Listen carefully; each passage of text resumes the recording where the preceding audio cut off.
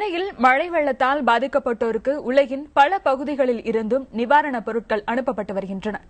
தைவானில் இருந்து ஆன்லைன் மூலமாகவே நிதி திரட்டும் பணியும் நடந்து வருகிறது.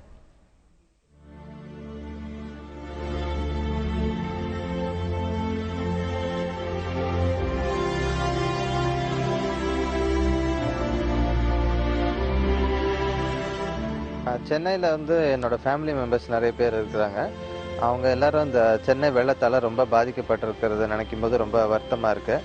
இங்கே மழை வர நேரங்களில் அப்போலேருந்து கரண்ட் கட்டு, அப்புறம் நெட்வொர்க் வசதி இதெல்லாம் இல்லாமல் அவங்கள தொடர்பு கொள்வது ரொம்ப கஷ்டமாக இருந்துச்சு. அதுக்கப்புறம் இப்போ தான் ஒருத்தராக காண்டாக்ட் பண்ணி அவங்க சேஃபாக இருக்காங்களா அப்படிங்கிற நியூஸ் எங்களுக்கு வருது. ஸோ அது வரைக்குமே ரொம்ப கஷ்டமாக இருந்தது, அவங்களுக்கு என்ன ஆச்சோ ஏதாச்சோன்னு தெரியாமல். என்னால் நேரடியாக போய் அந்த மக்களுக்கு உதவ முடியலங்கிற வருத்தம் இருக்குது. அதனால் என்னால் முடிஞ்ச அளவுக்கு ஆன்லைன்லலாம் ஃபினான்ஷியல் ஹெல்ப் எல்லாம் நாங்கள் பண்ணிகிட்ருக்கோம்.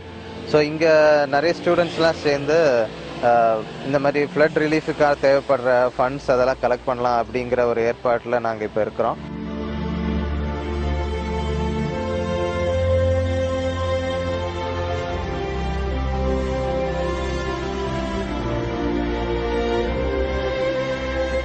கடந்த 3 வருஷமாக தாய்பேயில் இருக்கேன்.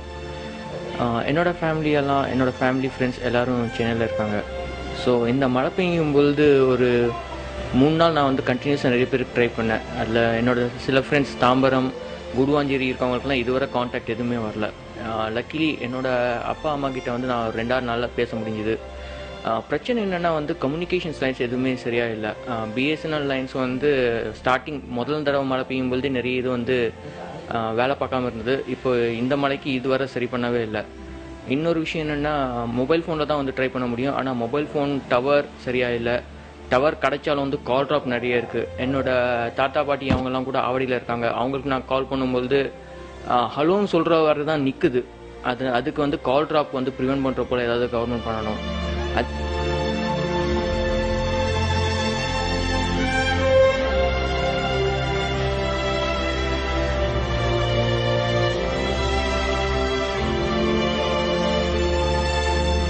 தைவான்ல வாழ்ற பல இந்தியர்களோட உறவினர்கள் சென்னை வெள்ளத்தால பாதிக்கப்பட்டிருக்காங்க. தங்களுடைய குடும்பத்தினரையும் நண்பர்களையும் நேரடியா பார்க்க முடியாத இந்திய மக்கள் ரொம்ப துயரத்தில் இருக்காங்க. அதனால இங்கிருந்து தங்களால ஆன அளவுக்கு ஆன்லைன் சைட்ஸ் மூலமா நிதி உதவி பண்ணிட்டு இருக்காங்க. இங்க இருக்கிற யூனிவர்சிட்டிஸ்ல இருக்கிற ஸ்டூடெண்ட்ஸ் எல்லாம் ஒண்ணு சேர்ந்து நிதி கலெக்ட் பண்ற முயற்சிகள்ல ஈடுபட்டு இருக்காங்க. தைவான்ல இருந்து புதிய தலைமுறைக்காக வனிதா.